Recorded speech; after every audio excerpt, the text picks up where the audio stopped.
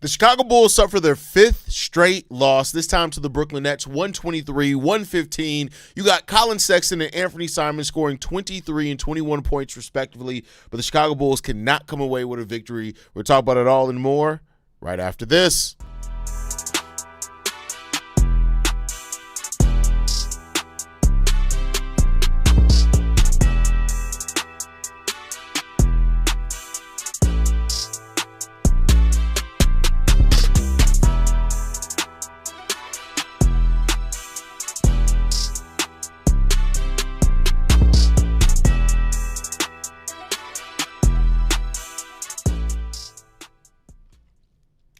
What's going on, Bulls fans? Welcome to another episode of Chicago Bulls Central, your number one spot for everything Chicago Bulls related. I'm the host here, Haize, but more importantly, you guys can follow the channel at Bulls Central Pod on every social media platform we happen to be on. With that said, let's go ahead and get into this content today, y'all. And the Chicago Bulls are I guess in some ways handling business, because this feels all like it's part of the design here by the Chicago Bulls. They lose their fifth straight game. They now fall to 24-31 on the season. The Chicago Bulls, man, this was another game where there were some flashes of some things that you want to see if you plan on keeping some of these players. Like, that's still a big if when it comes down to this one. Miles Buzelis had 18 points in this game, going 5 of 15 from the field with 4 rebounds. He had 3 turnovers, 3 blocks, and an assist in this game. But if you're talking about any positive for the Chicago Bulls in this game, it was Anfernee Simons. I just don't know what the future is for Anfernee Simons here. I have no idea if Anfernee Simons is going to want to stay here long term or anything like that. If he does want to stay here long term, there's something to be said about the way Anfernee Simons is scoring. 17 shots to get 23 points, 7 assists. He did have 5 turnovers in this game, was a little bit concerning, even with the 7 assists, but you had no actual point guard out there. Anfernee Simons, despite his height, is not a point guard. He's a shooting guard. Same thing with Jay Ivey. He's more of a shooting guard than a point guard. So it doesn't surprise me that the Bulls had 18 turnovers as a team today, but Anfernee Simons is just a fun scorer. When Simons gets on the floor with Josh Giddey, and hopefully we see that at some point this season, that's going to be a fun pairing. Especially with the way that Josh Giddey grew as a three-point shooter this season, that is going to be a very, very fun pairing when that ends up coming down to it, if we see it. And if it's part of the Bulls' future, we don't know. But Anfernee Simons took some shots from the logo basically today. They were just absolutely ridiculous, man. He's just such a good shooter. It's ridiculous to see that when it came down to it. Anfernee Simons, I've said it before. I said it over on Locked on Bulls today for our daily episode. I've said it here before. As what his optimal role is him scoring, meaning coming off the screen, getting off passes from the point guard, those type of things. He is so locked in. And such a player that just, you pretty much know exactly he's going to shoot the ball about close to 40% from 3. He's going to shoot the ball about 45, 46% from the field, and he's going to get you between 18 and 25 points every single night. That's just what he's going to do. Now, the turnovers, I just say that's because he shouldn't be handling the ball as much as what he does. He started at point guard for the Bulls today, but he should not be handling the ball as much as what he is. You get him with a point guard like Josh Giddey, you could be having something there. I do think he's more of a natural fit. The biggest question with Josh Giddey just comes down to, is he going to stay here? Is he going to want to stay here? He's an unrestricted free agent. The Bulls don't have the right to match any offer sheet or anything for him. Is he going to want to stay in Chicago, or is he going to want to go ahead and move on and try to go to a winning team? Which I can't blame him if he wants to go to a winning team. But I tell you what, Simons, and keep in mind, it's not like Anfernee Simons is old either. He's, 26 years old? So he's about the same age as Kobe White either. I'm sure maybe Anfernee Simons is a couple of months older or something, if anything. But about the same age. Y'all know, I love Kobe White. I'm a Kobe White guy. But if you end up keeping Anfernee Simons long term, I don't think you really are missing. I mean, he's not the rebounder that Kobe White is. He's not that. But I don't know, bro. I just don't know. Collin Sexton, though, had himself another good night coming off the bench for the Chicago Bulls with 21 points, going 7 of 18 shooting. He had 5 rebounds, 1 assist, 3 turnovers, and a steal as well from Collin Sexton. It's good to see him scoring the ball well. He's the closest thing that we have to a leader on this team. You just see that when he's on the sideline, how vocal he is. Somebody made the comparison saying that he has Mike or Pat Bev type vibes. And I don't know if I disagree with that. I think I agree with that. Like he's that type of player. And it's just like the impact that he has out there as far as like coming out there, giving that leadership, those type of things. Those vibes are there for Collin Sexton, even with some of his limitations. This Bulls team has no defense. None. The defense is cooked. We can just be clear here. Even if everybody was healthy, even if Jalen Smith was healthy, Trey Jones was healthy, of course those are guys that help on the defensive side of the ball, but I don't think it's going to be enough to stop this team from being a bad defensive team the rest of the season. This team defensively is going to be garbage is what it's going to be. It's definitely going to be garbage defensively, even when everybody gets back healthy. But, I mean, at this point we got, 29 games left on the season. We just got to get through those. For what it's worth. But Collin Sexton, big night from him. 12 points from Nick Richards coming off the bench as well with 6 rebounds, 2 steals, 3 blocks. I love Nick Richards. I remember when we traded for Nick Richards, there were a bunch of box score watchers that were like, Nick Richards is trash. Nick Richards is bad. Nick Richards doesn't play good basketball. And when you actually Nick Richards for his role, I don't think anybody's trying to gas up Nick Richards as some starting caliber center that you want starting on your team for the next 5 years before a bench big and that is going to have tons of guards to play off of and get him the ball. I really like Nick Richards on this team. I love Nick Richards on this team in the role that they have him playing in. If you had Jalen in there as well, 12 points, 6 rebounds, like you love seeing what Nick Richards' job is to just do the simple, dirty things. And he does that really good. And I think sometimes for Bulls fans is that we're so used to our centers, their only impact being what is in the stat sheet. Because Nikola Vucevic didn't do much that wasn't in the stat sheet. Nick Vucevic's impact is all right there in the box score. Nick Richards, when you watch him, it's not all in the box score. Nick Richards is tough. I love his strength. I love how he doesn't back down. And I would love him as a rotational big on this team. That's just the way that I feel. That's the way that I feel. That Nick Richards on this team is legit, bro, as far as what his role is. Love seeing him. Rob Dillingham in this game, 8 points off 10 shots, which, of course, isn't great efficiency. He had 7 rebounds, though. And I want to point that out. Rob Dillingham is a generous 6'1". Generous, 175 pounds, right? Generous 6'1", when I say that as well. He didn't have very many assists. He had 1 assist, 1 turnover, 2 steals in this game. But, again, Rob Dillingham has got to make the most out of it while he has it. Because until Trey Jones and Josh Giddey gets back, he's going to get minutes. Now, once they're back, he's probably not going to get minutes. Him and P. Will are probably going to fall out of this rotation once Trey Jones, Josh Giddey, and Jalen Smith comes back. But Rob Dillingham is a fast motherfucker. That's that. Like we could call him Speedy Gonzalez. Like that motherfucker is fast, bro. That's a fast motherfucker, bro. Say what you will about that. That is a fast dude. And I think when you look at Rob Dillingham, you just see all the bits and pieces of the potential that he has. He's gonna have to find a way to put it all together. He's going to have to find a way to get it all together and find some type of consistent skill and way that he can help a game out of that. He is not there yet, but if he does, he has a lot of little things, a lot of little things that you look at and you're like, he's fast. Oh, damn, he's tenacious. Oh, damn, the last game we saw his passing, right? You just got to find a way to get all that out of him. Now, I don't know if I trust the Bulls to develop him correctly, but hey, there is talent in Rob Dillingham.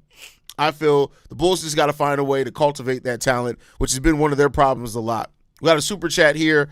We play Boston Wednesday. I can't wait for Vucevic to get dropped off by another G League backup center. That's funny. That's hilarious. 3 points for Gershon Yabusele today. He had some foul trouble early in the game. He picked up his 3rd foul, I think, like halfway through the second quarter.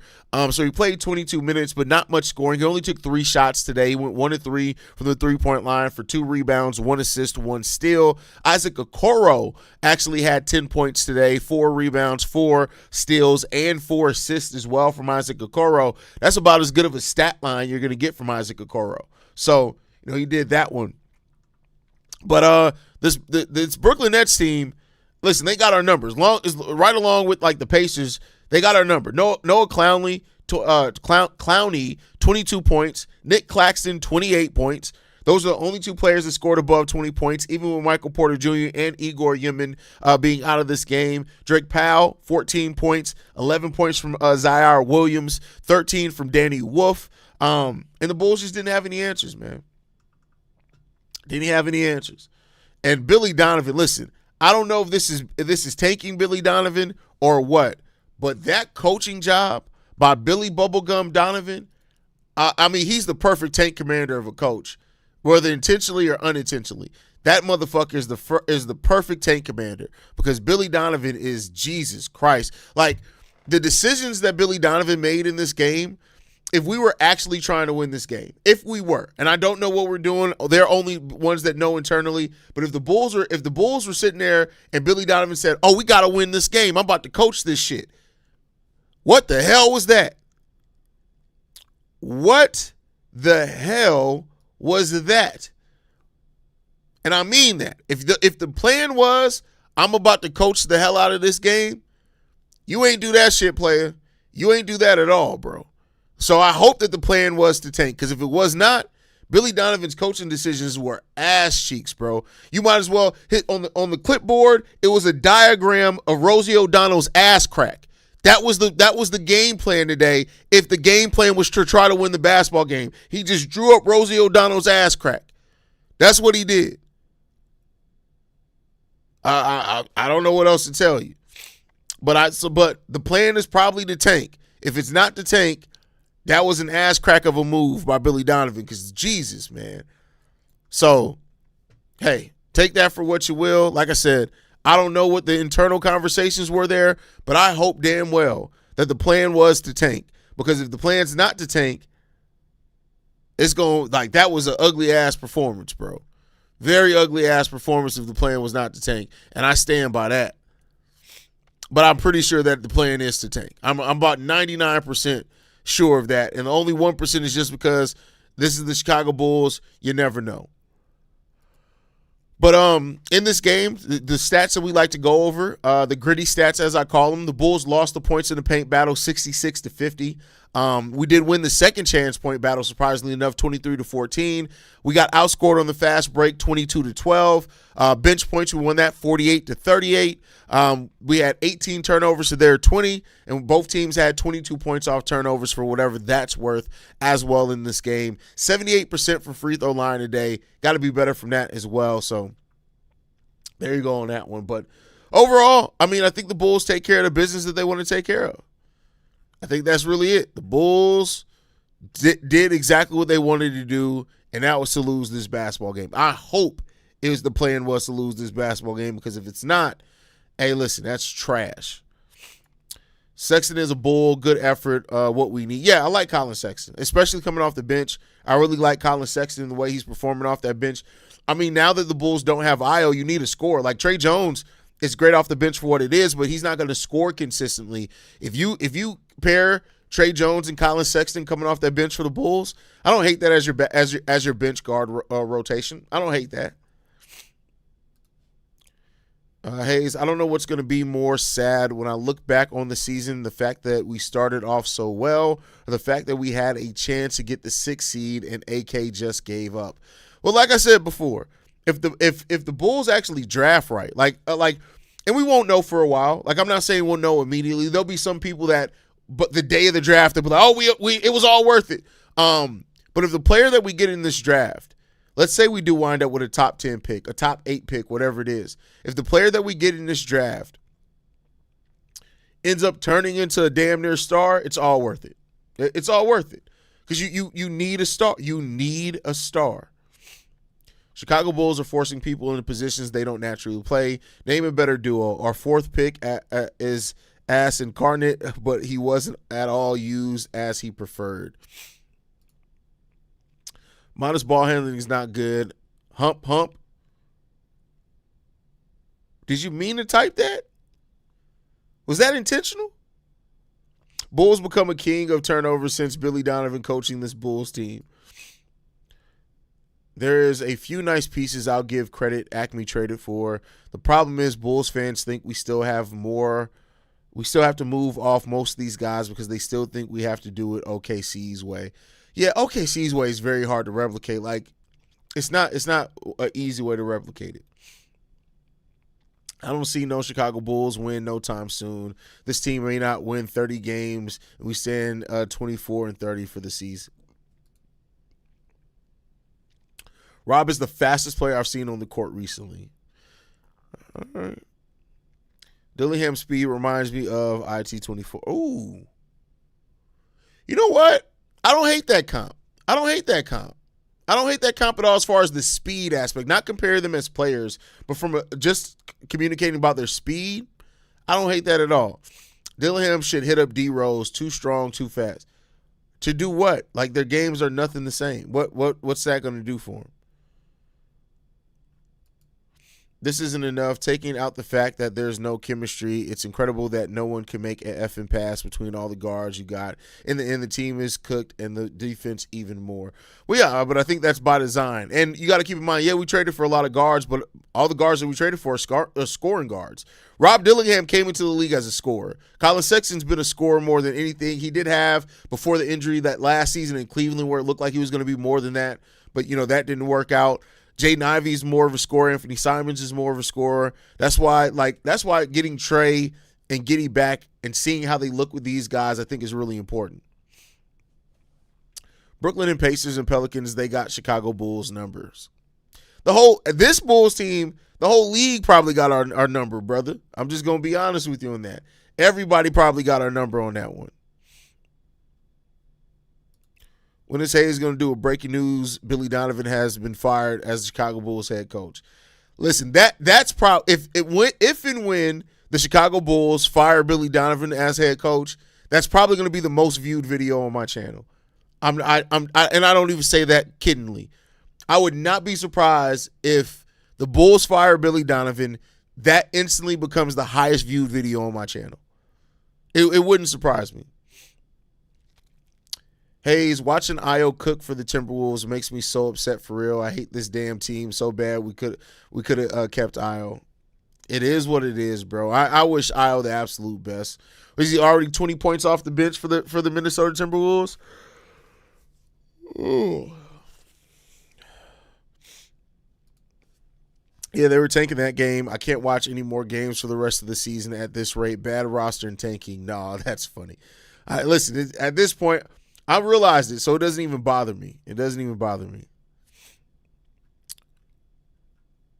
Honestly, regardless of the roster, I think Billy – I'm with you there, Deanna. I don't think Billy Donovan should stay on as the coach. I think if you're going into the place where you are, even if you are only planning on tanking for the rest of this year, there's no point in – like, do you want Billy Donovan – let's just say the Bulls do what happens here. Like, if the Bulls luck into a top 5 pick, do you want Billy Donovan coaching that?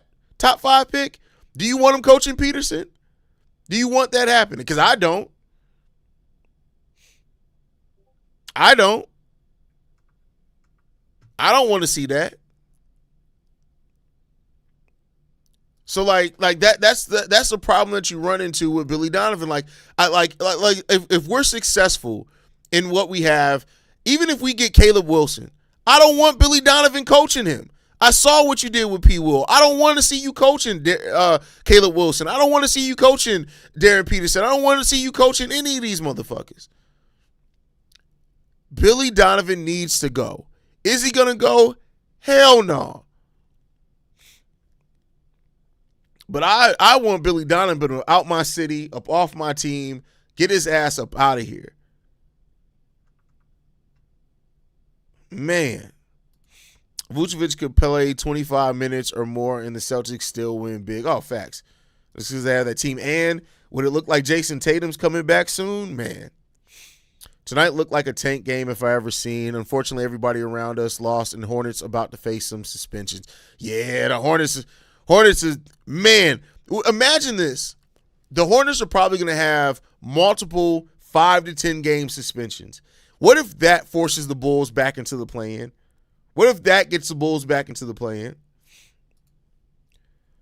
All right, boys, out of this timeout, we're running Rosie. That is hilarious.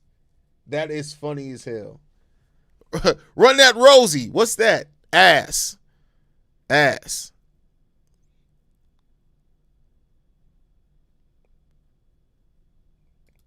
I don't know any coach who can make this roster work with no size, no defense. Plus, it's going to take time for them to gel regardless. Oh, I mean, the conversation that I'm at least having, right? You could be having a different one, and that's fine. I'm not saying that like you're tripping.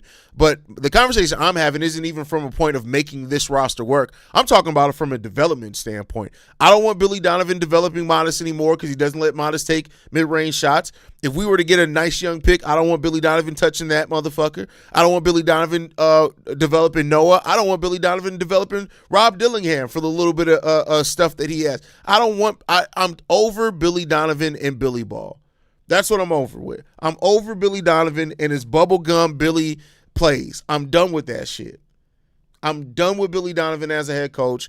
I'm done with Billy Donovan. But it doesn't matter if I'm done. The people that need to be done with him are never going to be done with him. And that's Arturas Karnisova and that's the Reinsdorfs. They're never going to be like Billy Donovan is in. So I guess this is what we got to deal with. Danny Wolf would have been too much of a reach at the time of drafting for whoever's saying we missed out on him. That's a fact. I agree with you. I didn't even see somebody say that. What's up with Sexton and the weird foul baiting the whole fourth quarter? And what position do you think would make us a playoff team? What position? Missionary? I don't think any position makes us a playoff team. The Bulls right now, they don't have a team. They have a collection of players. So, and that again, that's by design. I think that's absolutely by design. How much would Darren Peterson change the squad, you think?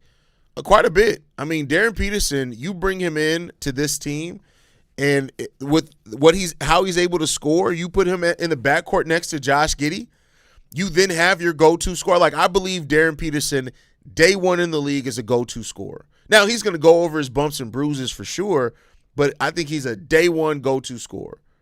I think he makes offensively the game so much easier on everybody else.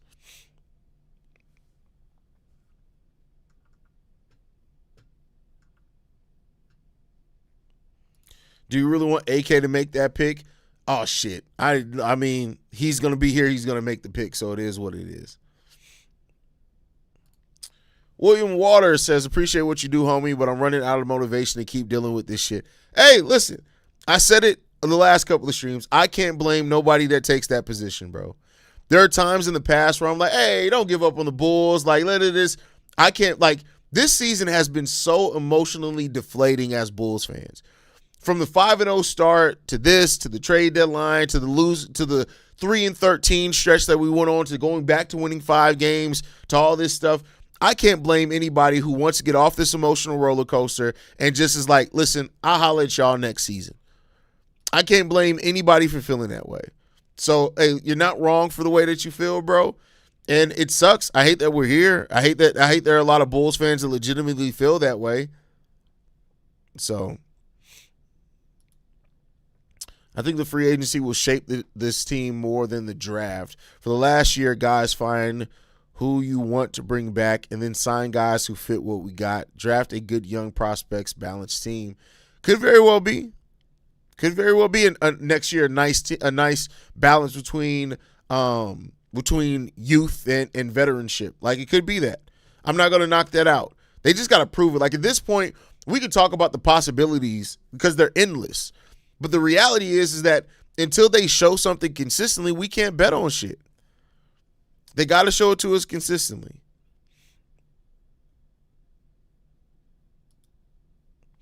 The tank seems to be on. Unfortunately, teams around us are losing too. Hornets might face some suspension, so it'll be interesting. I just want to see Giddey get some minutes with these new guys. Yeah, I agree with you. I do really want to see him get an opportunity with the new guys for sure. He's going to make him stop shooting mid-range shots and bench him every mistake. Yeah, well, there you go on that one. I still don't trust Acme, and I don't know why tanking fans do. We're going to lose 50 to 60 games every season with no development.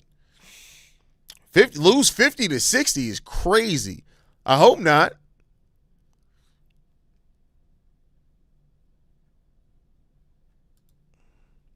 Good thing is Bucks signed Cam Thomas, so they may win some more games and pass us. That's a good point. And they did say they don't plan on shutting down Giannis Antetokounmpo. At least that's what they're saying.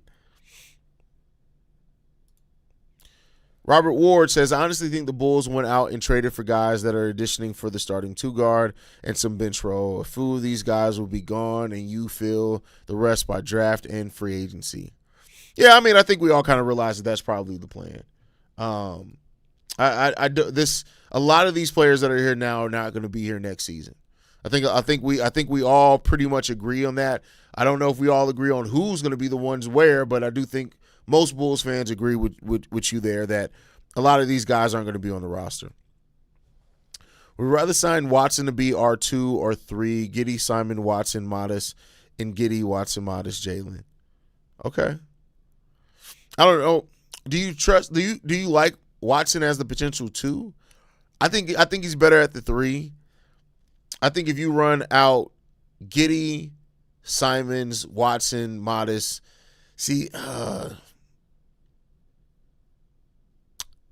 interesting is what I'll say. But I'm not mad. Like, if they go out and get Peyton Watson, I think that's a great move for them. Collin Sexton is great for our team.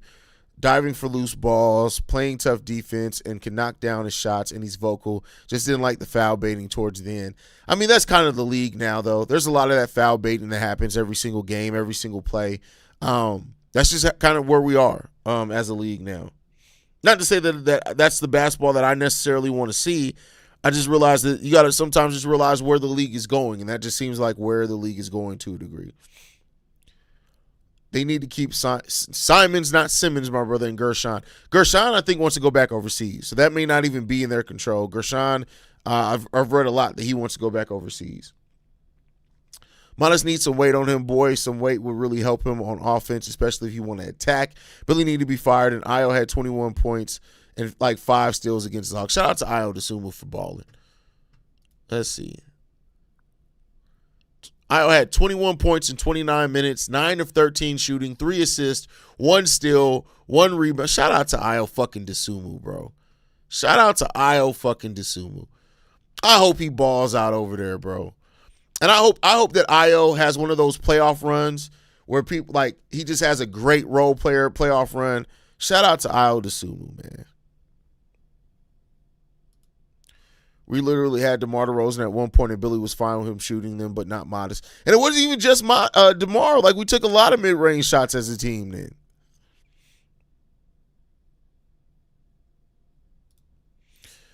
Jaden Ivey needs a breakout game to get going. His athleticism decreased a little bit, but he's a bucket when he's confident. He's pretty crafty below the rim and can shoot. Yeah, I mean, we all know that. But I don't even think it's he needs a breakout game to get going. He doesn't trust his leg. That just comes with repetition. He does not trust his leg right now. That just comes with getting out there more. That's the only thing that's going to fix that for them. They're saying Chicago's coyote population is getting out of control downtown. I'm surprised they don't have koi wolves down there. The koi wolves ain't no joke. Chi-Town Sports is in the building. He says, this is so sad, man. Hopefully Bulls can slide into the lottery with how they're playing. Check out the new stuff, y'all. We'll see. We'll see. We shall see is what I'll leave it at, man. I wonder if Simons would accept a 2-year team option, big deal, like 2 years, $60 million total. I mean, it's a possibility. I haven't read a lot, like, on like if Anfernee Simons even talked about his next, if there even been rumors about Anfernee Simons' next contract, only because I think everybody realized he wasn't permanent for the Boston Celtics. So he was the plan kind of was always for him to go to free agency. So we'll see what happens there.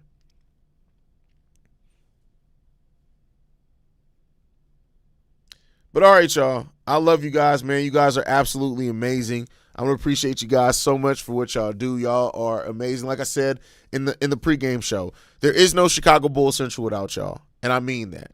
Y'all are what makes this show what it is. Y'all are what makes this platform what it is, and I appreciate the hell out of y'all. I love you guys, man, and we are just gonna see what happens next for the Bulls, man. But you guys can follow us at Bulls Central Pod. You can send us any feedback, questions, comments, concerns.